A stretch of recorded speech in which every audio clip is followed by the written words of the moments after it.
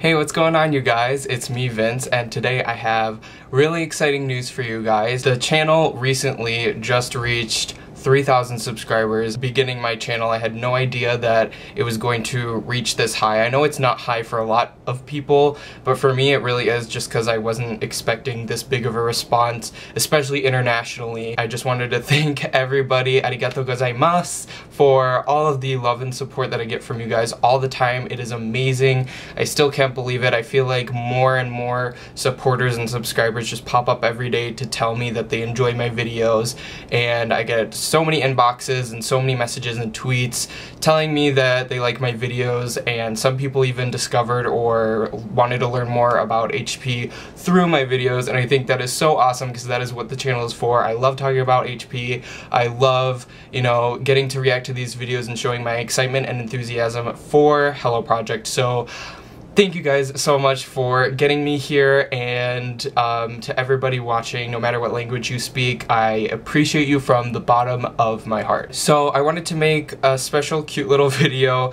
I had a couple requests, and this has been kind of requested of me for a while now, so I just decided to finally tell you guys the story of how I got into Hello Project. I feel like this story really isn't special in any way. Like, I feel like it's kind of just like a regular normal way of getting into HP. So growing up, I have been into a lot of things that have to do with Asian cultures, just kind of something that I've been drawn to my whole entire life. I played JRPGs when I was younger. I got into DDR, rhythm games, certain anime shows that were dubbed in English. So very light Japanese exposure. I'd say the first time I ever listened to anything in the Japanese language was on DDR. There's a song called Orion 78 and I was obsessed with it. It was just really cool. I don't know, it was just what made me fall in love with Japanese language, I guess. So fast forward multiple years into the future, I have this specific instance that I remember. I was talking with an online friend that I had at the time. I think I was 14. It was 2010, before I even got into K-pop. It was earlier in the year. And he sent me Goto Maki's Lady Rise. I really enjoyed that song. I thought it was really cool. I never really looked into Goto Maki's other music. It was already after she left Hello Project, but I really enjoyed that song. I thought it was really cool, and I didn't really care that it was in another language. Later that year, I got really into K-pop. I found Girls' Generation's Run Devil Run through another YouTuber, and I just fell in love with K-pop. It was really my thing. So from 2010 to 2014, K-pop was my main interest. It still is a very big part of my life, and it still holds a lot of value in my life, and I still keep up with it. But that was kind of my gateway into J-pop, which I'm gonna get to. In 2014, I started to follow a lot more people. I was starting to get more followers 2013, 2014, and talking to more people on Twitter and things like that, just getting my feet wet in different niche things, specifically K-pop too. I was just very into K-pop, very passionate about it. I actually have a friend named Brett who I'm friends with today. He started talking to me, and I think we just kind of became friends through our love of Kara, which was a really popular K-pop girl group at the time. I had an Ask.fm account at the time. This was mid-2014, something like that. That was today's Curious Cat. Basically, you just send in anonymous questions to people. I didn't know it was Brett, but at the time it was Brett, and he was sending me Morning Musume music videos, and at the time I was kind of just watching them I don't really know. He sent me, what did he send me? He sent me 1, 2, 3, Help Me, and Password is Zero, because Password is Zero I think was their newest thing at the time. It was weird because I wasn't super interested in it. I really wasn't. I was kind of just yep, that looks like J-pop, whatever. When I watched Password is Zero, I was kind of okay, this is a good song, I enjoy this, it's not quite my thing, but I enjoy it. So when I was answering his questions, when he was sending me these links on Ask.fm, I was oh, well, it's good, but it seems like something that I'm not really into now, but I might come back to it later and be really obsessed with it. boy. So evidently, I remember Tiki-Boon came out, and I remember having Morning Musume like in my mind at the time. I was just like, like I'm gonna save them, put them in the back of my mind. For some reason, I think probably because of Brett or someone else who was into J-pop that I recently followed, was talking about how the Tiki-Boon radio rip came out or something. So I listened to it and I was like, like not my thing, like I'm not really sure, I don't really like it. Through this period of time, there was a lot of buzz about Morning Musume, especially because Sayumi was graduating and the 12th generation audition, the second one, was going on at the time. So there was a lot of hype. I was seeing like bits and pieces of news about like, you know, Concert in America. There was tons of things happening at the time. And I remember having a conversation with Brett, and he was like, oh, and there's a girl there, she's been there since 2003, and she's about to leave, and it's crazy. And I was just kind of like, like that's kind of cool. And I remember I went on the Morning Musume Wikipedia. This was, actually I remember the exact date because I looked up my tweets after this. My exact day was November 15th, 2014. I remember going on the Morning Musume wiki page because I just saw something about them I was really interested. I was like, okay, like we gotta figure out if we want to get interested in them or not. So I looked at their wiki page and there was this graph, and I think I'm gonna put it like right here, the current version, but at the time it was just a graph of all the members and how long their tenures were. I still look at this graph all the time. I think it's the coolest thing ever. I talk about it constantly. And I just saw, like, the graph was so pretty, and I'm a really huge stats nerd, so I just thought the graph was really beautiful and wonderfully presented. I thought all the information was super clear on it. It was just so, like, intricate and really cool, and it's weird to admit, but that graph is what interested me in the group. I'm like, there's been this many members and it all flows perfectly, and like they've been going on since 97. Like I had no idea about any of this, and I'm like, Sayumi, like her bar was so long and everything about it was just amazing to me. So at the bottom of the graph, I might zoom into it or something, all of their singles, and then like it kind of goes up and there's like little dots to represent girls in each single. I was like, okay, here's what we're gonna do. We're gonna watch some of their newer stuff, some of their later stuff, and then we're gonna go from the beginning all the way until the end. And then that's how I'm gonna decide if I like this group or not. I'm just gonna watch all of their music videos. So that's exactly what I did. I watched some of their newer stuff, really enjoyed it. And then I started from the beginning and I just went video to video to video to video to video. I liked most of what I was seeing, and it was just super amazing, super cool. I couldn't believe my ears and eyes. I was so interested in the group, just like the longevity of the entire group, the way the lineup kind of flowed and melted into the current era. All of it was just so fascinating and really cool. The whole concept of the group, everything about it was super awesome and really interested me. So I really got into it, and I told myself, it's so funny, but I told myself, I was like, okay, this is so much, it's so overwhelming, this is gonna be my only J-pop group. My only J-pop group. That's it. I'm cutting myself off. I'm not listening to any other J-pop because I can't deal with how much this is, and K-pop is my shiz. Like, that's what I'm doing right now. So, as you can tell, I am now a huge Hello Project fan of all the groups. Let's just say Morning Musume was a gateway drug for me. Shortly after that, I found Cute, Berries Kobo, and Anjurumu. Onwards, I just became obsessed with each group one by one, looked through all their discographies, thought they were amazing. Slowly, I've just learned more and more about HP. It's just my knowledge has gone up and up and up like this, reading the wiki all the time, looking at the freaking infographics that they have all the time, watching the music videos all the time. It just became like a want and a need to know more information about this cool ass project. I think it's just really incredible, and still today I'm wanting to learn more and wanting to know more and just wanting to like see the whole evolution. I think what got me the most is the evolution of Hello Project, and history is just insane and amazing, and I want to be part of that history. I want to experience like all the things that come out and just kind of look back maybe 10 years later and be like, look at all that's changed since I became a fan. So I thought that was really cool, just because there was so many changes from like even 10 years before I became a fan, and it's just insane the amount of changes that this project goes through.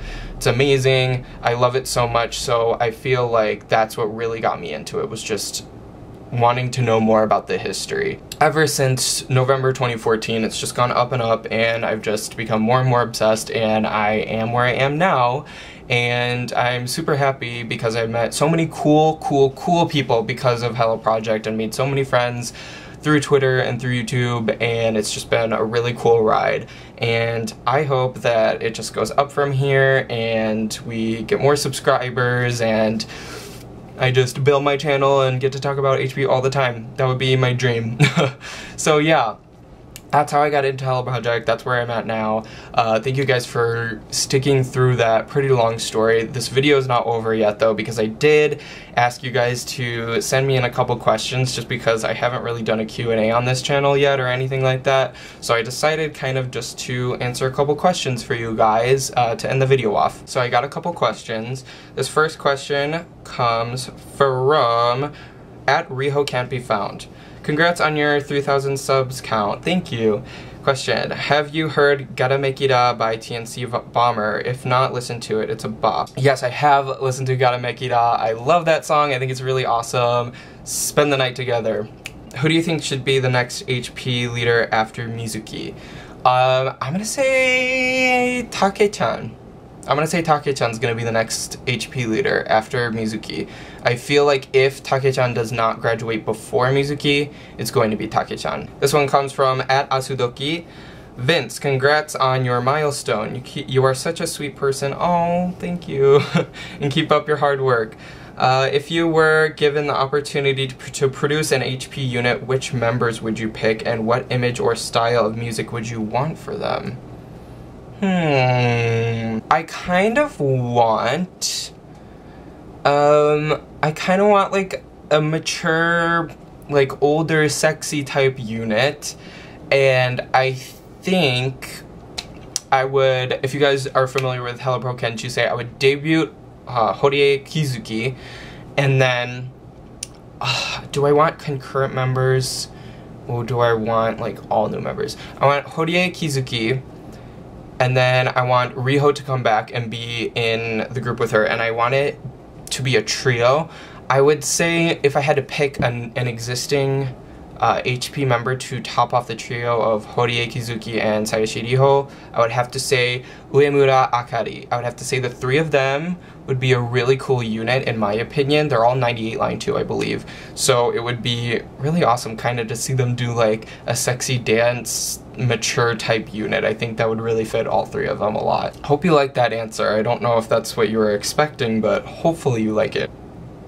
@CakeKeiko says, hey Vince-kun, congrats on your 3,000 subscriber count. Yay, thank you. I'd like to know about your Oshis for each group if possible. Although I understand if you like all members, I want to know who you like, especially from each group. Looking forward to see your new video. From each group, okay, Morning Musume 1-8, my current favorite is Oda Sakura. Who's next? Anjurumu. Oh, God, Anjurumu is so hard because I switch so often. Currently, Takeuchi Akari is my favorite from Anjurumu. Juice Sayuki is my favorite. Country Girls Funaki Musubu is my favorite. Kobushi Factory, my favorite is Wada Sakurako. Tsubaki Factory, my favorite is Ono Mizuho. And in Hello Pro Kenchusei, it's Noguchi Kurumi. So those are all my favorites Oshis currently in Hello Project. I do have like kind of like a rank, and the rank changes a lot, but generally there's like tiers of people that I enjoy. So yeah. Grace Melody asks, what was the most fun video you've ever recorded and which was the least? This is actually a really good question. I think my favorite video to ever record was my reaction to the special Hello Project Station episode where members were put into new groups and the transfer members were put into groups. That was so exciting for me to record. It was super early in the morning, but I was super ecstatic. I thought it was like the coolest thing ever, and my reaction was just super raw for that one. So I would say that's probably my favorite one that I've done. I don't think I have a least favorite recording.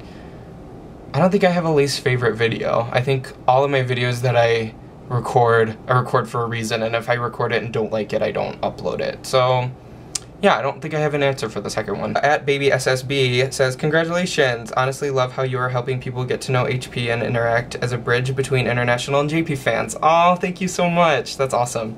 What are your favorite HP/MM concert tours? Ooh, good question. Off the top of my head, oh God, I have a couple. I have Give Me More Love, the 2014 fall tour for Morning Musume. 2016 fall tour, My Vision, Morning Musume. 7 Squeeze, Juice Juice, which was the 2017 fall tour. I like the summer HP 2014 concerts. I like the 2015 winter concerts.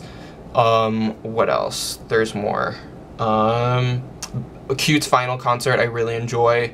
Also the Berries 10-year anniversary one that they did in 2013, the Budokan.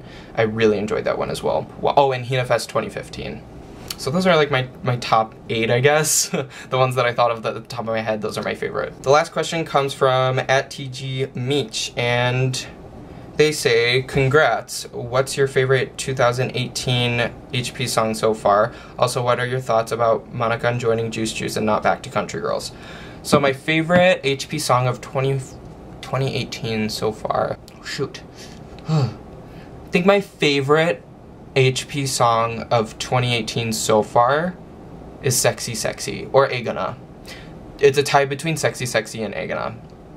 Yeah. And Manakan joining Juice Juice. It was super unexpected, super weird. I was very floored by it. When I woke up, I thought it was a joke. It was weird. But I'm actually really excited about it. Like, after thinking about it for a little bit, I was kind of just like, you know what? This is kind of going to be really iconic, and I'm really excited to see what she does in the group. I think an 8-person lineup for Juice Juice is completely unheard of, but it's going to be really kind of iconic, and I can't wait to see the performances. She's such a stacked performer. I'm a little worried that it might mean that someone is leaving just because she's such a great performer and they already have so many great performers, and this addition was kind of just out of nowhere, it felt. But I'm really happy that she got to debut because I really think that she deserves to be back in the company, especially if her condition has improved like they're saying. I feel like the choice had to be made for her to be put somewhere. Granted, I would have rather her be in a new unit, but her in Juice Juice really works for me, so I'm really excited to see what that's like. As far as not joining Country Girls, she's already leading the Hokkaido Kenchusei. I feel like they don't want to put her on 3 different tasks. I feel like that might be why they didn't put her back in Country Girls, because they don't want to make her condition any worse than it already is. So kind of makes sense to me that she wasn't added back into Country Girls. Anyways, thank you guys so much for sending in questions and for asking for this video. This was really fun to film. Sorry that I talk so much, but I really appreciate you guys' support. 3,000 subscribers, like I said, is amazing. Thank you guys so much. I could not be more grateful, and more videos and awesome content is coming to you in the future. Can't wait. Love you guys so much. Mwah. Peace.